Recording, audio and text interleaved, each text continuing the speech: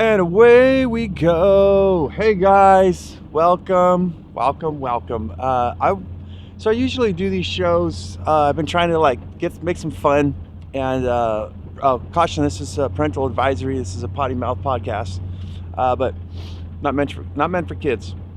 But yeah, we've got the unfuckicism, the philosophy of unfuckicism Fridays. We also have You Mean to Tell Me Mondays. And I ask a series of questions and try to give some answers and some positivity. Well, I've got this new one. I wish I would have known then what I know now, maybe Wednesdays. So let me know what you guys think, and I'd love to hear what you guys wish that you knew then that you do know now. And I think this is a very peculiar one. I think this is a very powerful one because it insinuates that there's never any screw-ups, really, when you really think about it. And I want to dive into that. We never go backwards, and this is very important for lifestyle design. And guess what, guys? I have a newsflash for you. Then was then, now is now, and I think you're actually better off now. No matter what your situation is, you have the experience on the tools on your belt, the badges of honor, hopefully, and courage, unless you've done some really stupid shit. Maybe the honor part's a little shaky. But yeah, let's jump into the show then. Welcome to another edition of Up and In It. I'm your host, Adrian Babashoff, and if you're new here, welcome as well. And if you're wondering what the show is about, it's entirely dedicated to creating a lifestyle design, an alternative lifestyle design that improves quality of life for both people and planet, exploring alternatives to the daily grind through liberation and independence, moving you from surviving to thriving and living life raw. And when I say raw, I mean the way it's meant to, man. The way you want it. Just raw, uncooked, unfiltered, just you, man. So let's start off with, you never really screw up. I think it's very important. In my show, I've been talking about that you never really go backwards when you think about it. You never really screw up, because it's from those screw ups that you learn what it is that you can do, that what you want to do. And I think it's mostly from all of these, as I said in the earlier episodes, is that from my screw ups and my failures, I've learned so much more than any of my successes.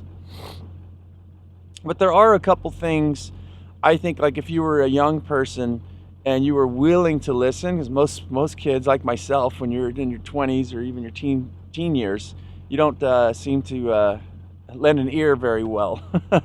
You think you got it all down, and then you find out, holy shit, I don't got it down. And then you look for adults, and you're like, these people have it down, obviously, so let me ask them. And then you find out, when you start growing into your later 30s and 40s, that nobody has their shit figured out. Everyone's just going by chance. No, not everyone. There's actually some pretty decent and really good people out there doing things in business, lifestyle design, and all kinds of different stuff. But it's having the open eyes and ears to actually see and hear and experience, and to be careful. So one thing I'd like to talk about these people, what I wish that I would have known then, is that most people are out for themselves. Most people are very selfish, and in some ways they're pretty evil. I was a contractor when I started doing my own work when I was like 18, 19 years old.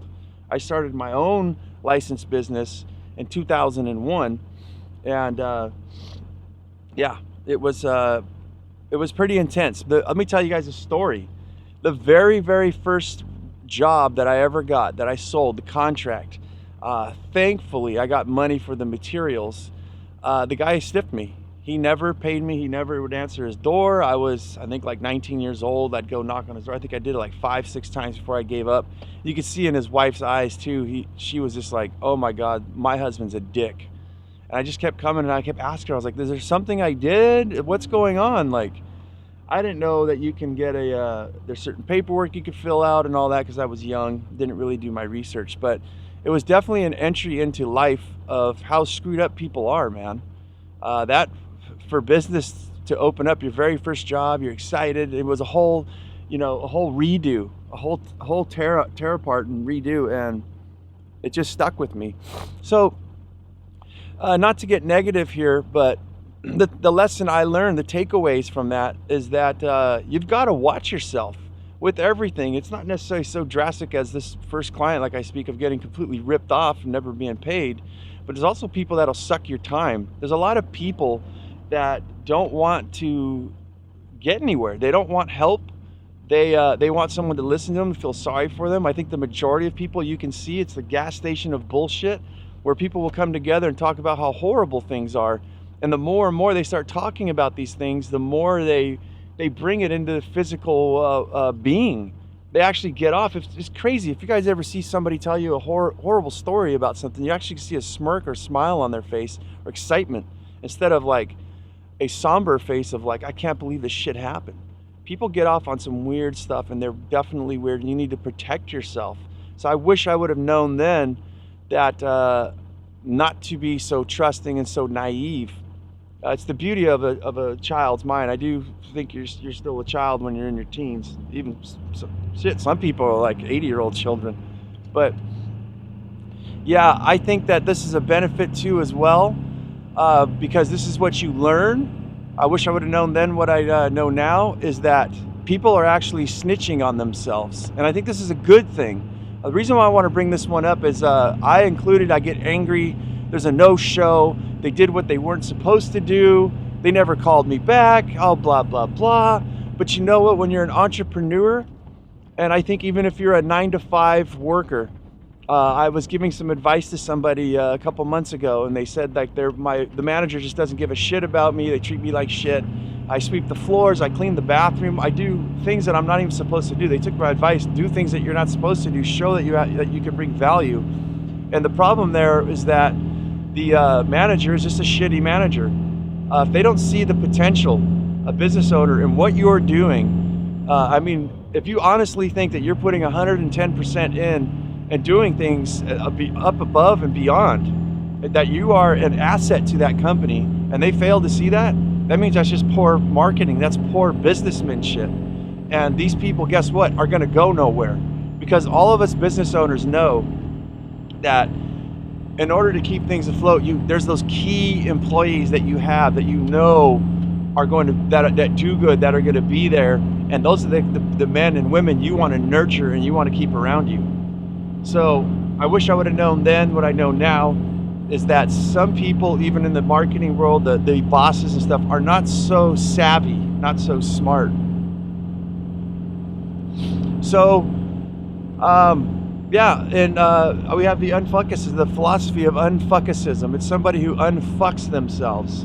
The majority of people are fuckers. They like to fuck themselves. They like to fuck other people. So that's the gist of the philosophy of unfuckicism.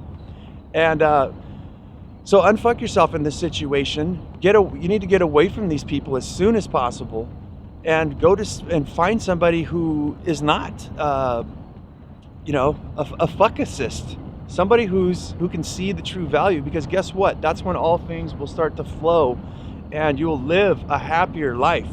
And the positiveness is, as I opened up with this particular part, is that it's nice because you can weed everybody out. This could be done with family members, with friends.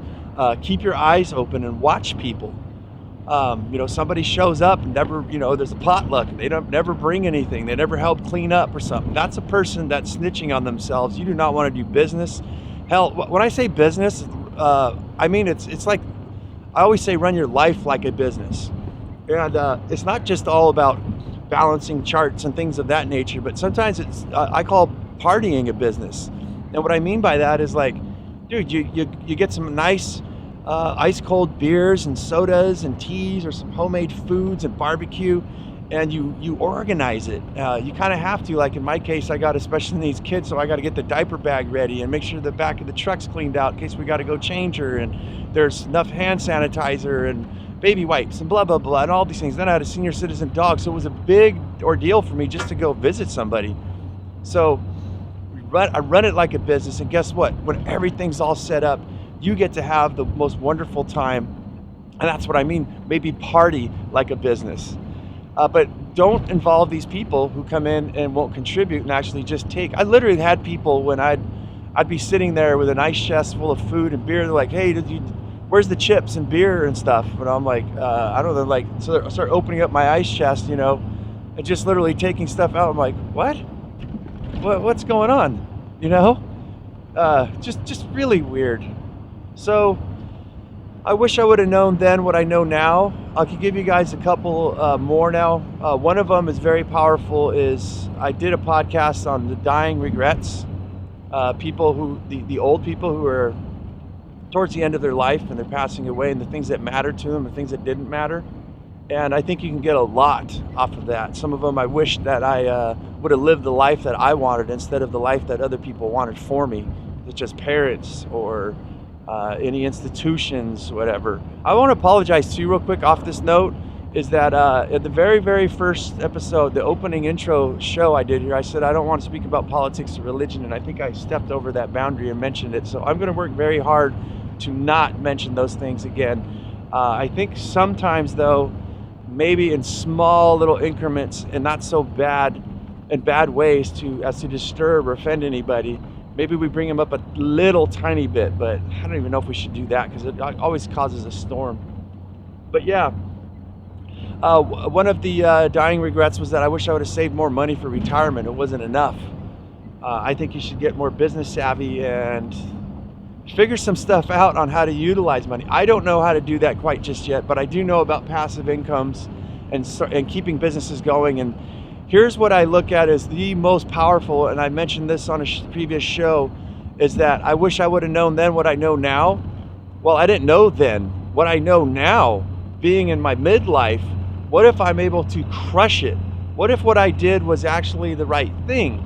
It brings me up to one of my things I wish I would have known then is that I kind of would have worked harder and saved a lot more money, because when I had my children and things, I wasn't really set up, although I worked my ass off and made everything happen. But I'm glad that I spent my younger years having a good time, partying and going. Again, when I say party, that means going to Hawaii, surfing the best waves on the planet, going to Mexico and snowboarding and Mammoth Mountain, and just, I wish I'd have done more traveling, but I got a lot done.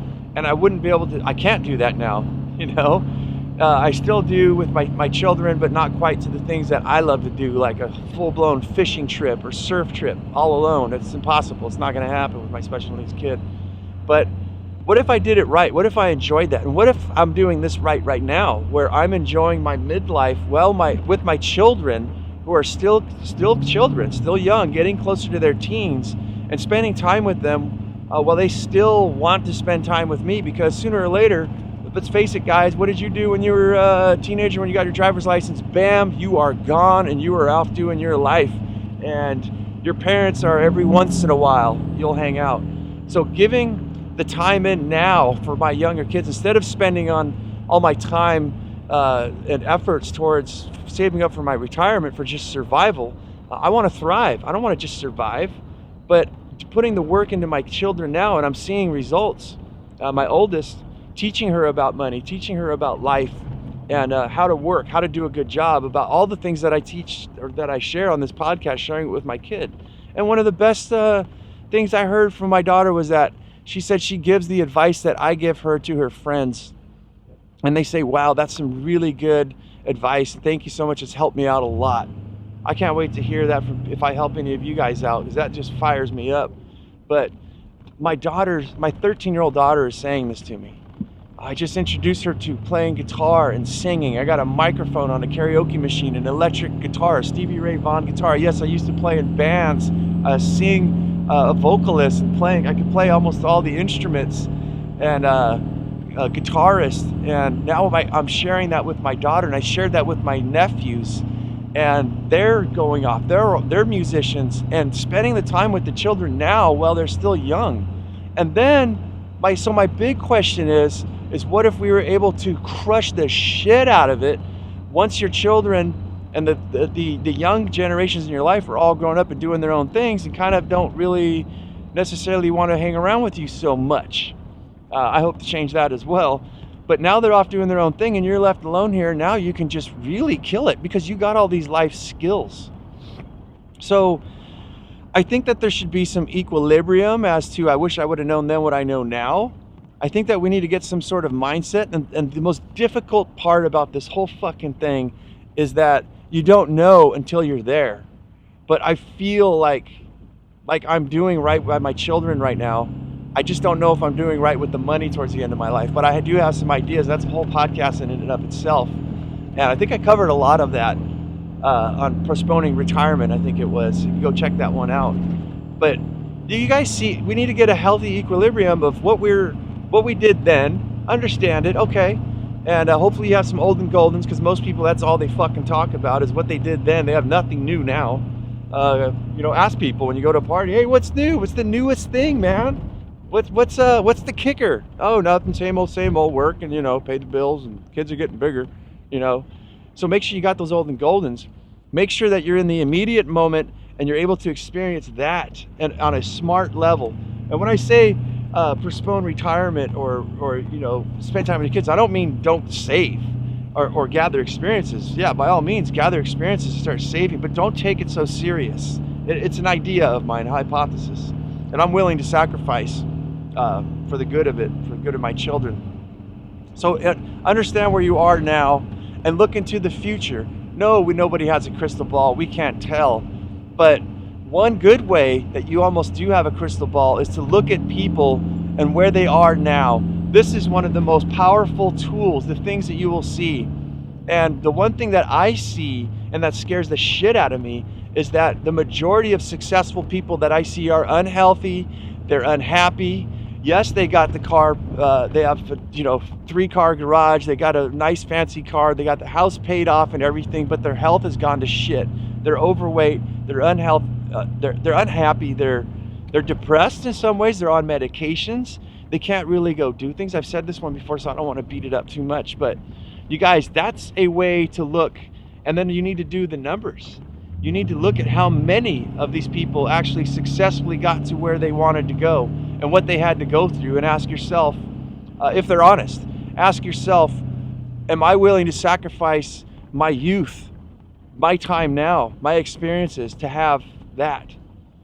That's a sure sign. It doesn't mean that it's a crystal ball. It doesn't mean that you can do things different. I think that's where the other key comes in, is that if you were able to get a mentor, you're able to talk to people and see what went wrong. What did they wish they would have known then in your position now that they know now, being way later on in life as a senior citizen?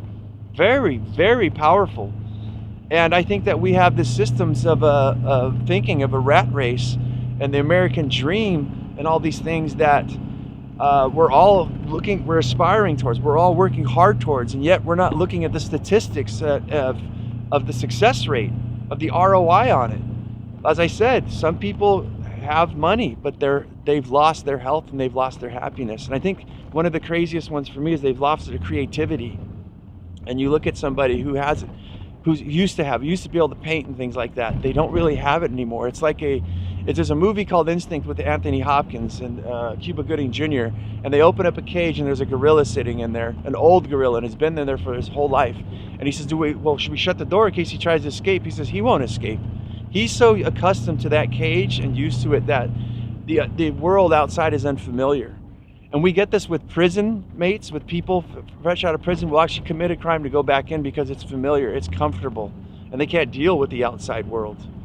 And I think that the creative world, the free world, the alternative lifestyle design, I think that it can be worked out of you. I think that it could be squashed and killed. Your wonderment, your magic of mind could be completely being bled out by all the fine print that you have to read on all the things that you purchase and all the fucking shit that's just the whirlwind of life that we're chasing and not looking at the future, those who came before us.